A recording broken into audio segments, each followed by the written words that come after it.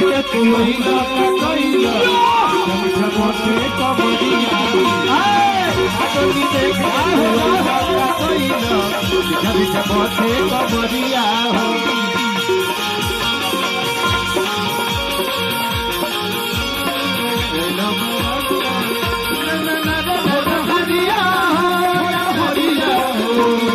आडोली देख के तू ओइला कइला जब से कमरिया आडोली देख के तू ओइला कइला जब से कमरिया हो आडोली देख के तू ओइला कइला जब से आदेश के टीवी रहे। मेहनत ऐसा चीज है, मेहनत ऐसा चीज है, लगन ऐसा चीज है कि बच्चा के देखला से ये बुझा दे कि बच्चा के शरीर में कहीं हड्डी नहीं, इतना लप लप लप लप लप पूरा लपकती है, पूरा लपकती है। अरे कादोनी देख के तू ओइलो, कादोनी देख के तू ओइलो तक ओइलो मीठा बहुत थे कादोनी देख के तू ओइलो तक ओइलो लेके बेटा कमरिया हो देख के कादोनी ओइलो राजा मीठा मीठा बहुत थे कमरिया कमरिया। जब लारी में जब मैं बहुत छोटा था, बड़े भैया पवन सिंह जी का प्रोग्राम में देखने नाव पर चढ़ के, उर्फा का एक नदी है और नदी पर नाव पलट गया था, 50 आदमी हम सब थे, किनारा पर पलट गया था, बच गए थे हम सब। और पवन भैया का उस समय जलीदार कुर्ती बहुत हिट गाना था। आज भी मुझे याद है कि लारी के मंच पर आप गीत एगो गाए थे कि ताहर सूट जैसन बोलत जवान। आप बहुत छोटा से हम देख के हमने गीत गाना बजाना ई लाइन में हम उतर गए, लेकिन दूल्हे सरकार पर हमारे भैया लोग गौले, लेकिन हमारे माननीय कमलवास कुंवर जी के भोजपुरी ठाट के गीत रही जरा भोजपुरी के साफ सुथरा कहल जाला। भाई हो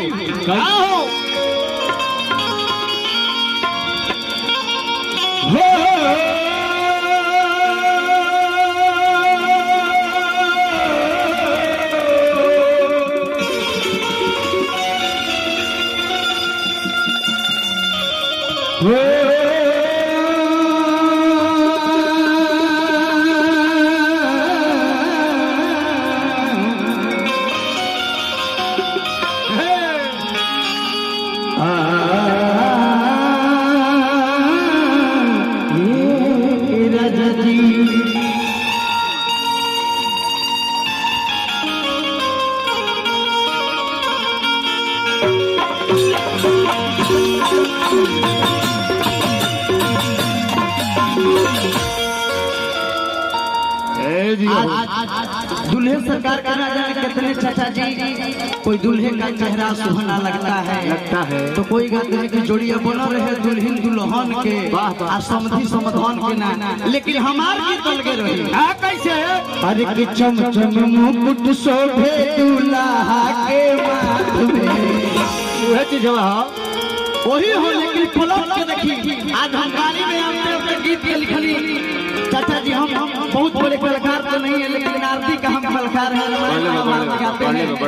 लेकिन हम लोग थोड़ा बहुत गीत लिख लेते हैं। वो गए कहूँ दाल के तसली में सीझा होता, कहूँ कुकर में सीझा। गाइएगा बहुत अच्छा डांस आप करते हैं, लेकिन के का गौले में बाबू हम बूढ़ भनिए हमारे बाबू हम एकदम मज्ञानी आदमी हैं, उसके विषय में मत कहिए, डिस्कस मत कीजिए। वो गौले अच्छा गौले, हम गई अच्छा गई कहोगे, आपन काम करते देखिए। सभी दूसरे कहते हैं हाल अपना अपना और बताते हैं सब सच्चा माल अपना अपना, लेकिन है बाजारे मजहब में हर दिल का सौदा, है मजहब में हर दिल का सौदा, पसंद अपनी अपनी और ख्याल अपना। क्या बात क्या बात, जय हो जय हो। आप भी अच्छा करो बेटा, आपके भाई लोग भी अच्छा कर गए हैं और आपके भाई जितने आएंगे सब अच्छा करेंगे। बाकी चाचा सबके अंदाज अलग अलग हो जाए, अंदाज अलग अलग हो जाए। चम चम मुकुट शोभे दूल्हा के माथ में, अरे बाराती के रात में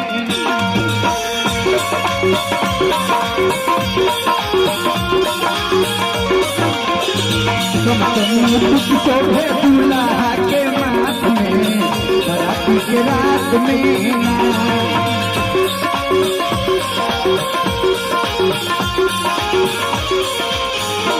आजू के रात में हो आजू के रात में रात के आज में हो आजू के रात में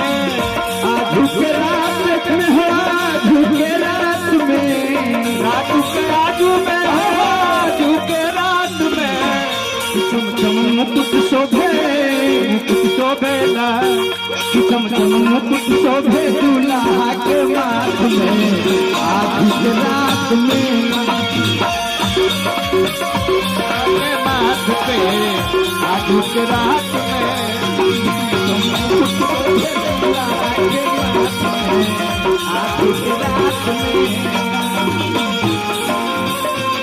ये शादी तुम्हारी हो सदा खुश रहो ये दुआ है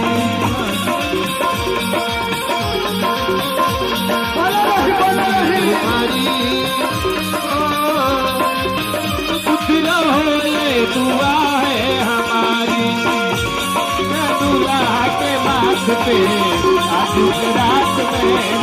चमचम मुकुट शोभे दूल्हा के माथ पे आजू के रात